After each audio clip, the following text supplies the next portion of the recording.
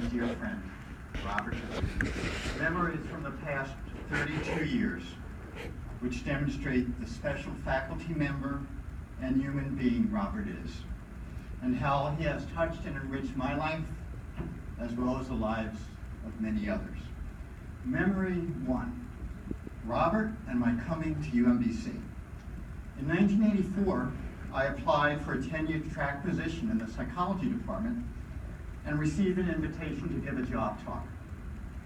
I asked a fellow doctoral student in my graduate program at the University of Illinois about UMBC, as she had received her master's degree in UMBC's clinical community program. Her response: if they make you a job offer, and if Robert Deluty is still there, you should accept. Such is the impact Robert has on the students he teaches and works with. As it turned out, Robert was indeed still here at UMBC, and I accepted the offer.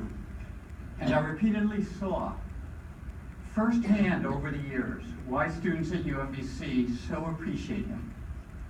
He truly places their learning and their success at the very forefront of his priorities as a faculty member, students first.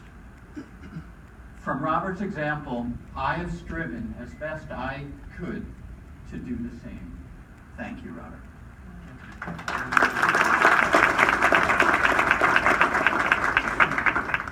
Memory 2, Robert and infants, students continued. Many times over the years, a current or former graduate student would come into the psychology department,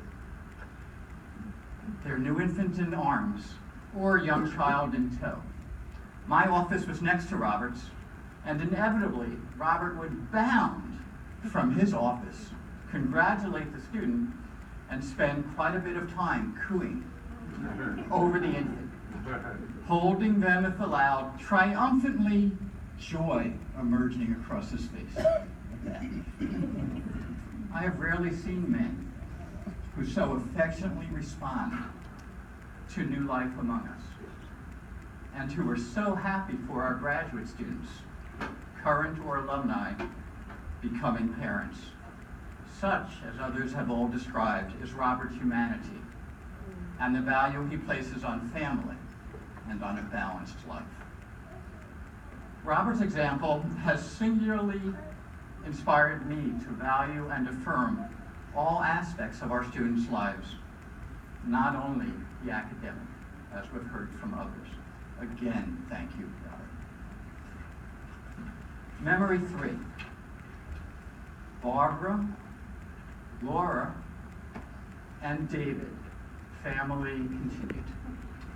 Over the course of a number of years, Robert and I would meet periodically for lunch. And inevitably, conversation would turn to our wives and our children. To this day, I can clearly envision Robert's expression of profound respect, even awe, for Barbara's skills and commitment as a clinical psychologist, meeting her seriously ill clients wherever and whenever to support them, and doing so incredibly well. And his joy at his children's accomplishments, and as a father, the difficult parenting challenges faced along the way. Not only his, mine equally. And his complete and total dedication to doing all he could to help Laura and David through those periods of challenge.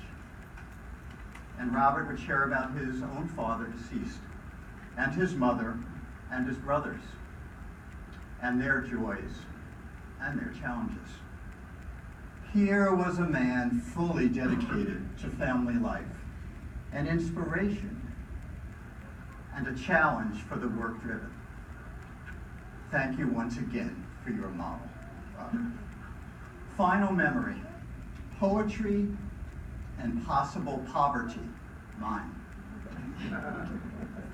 Upon the publication of Robert's first book of poetry, I invited him to lunch, my treat, to honor his accomplishment.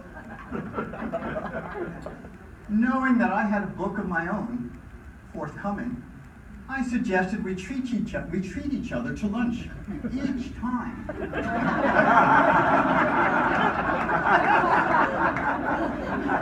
You can see where I'm going.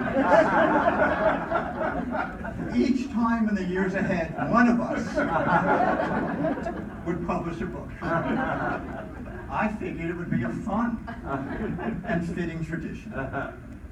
I was surprised when Robert looked at me thoughtfully and decided it was not such a good idea. As it turned out, scores of poetry books later, I understand what he must have been thinking.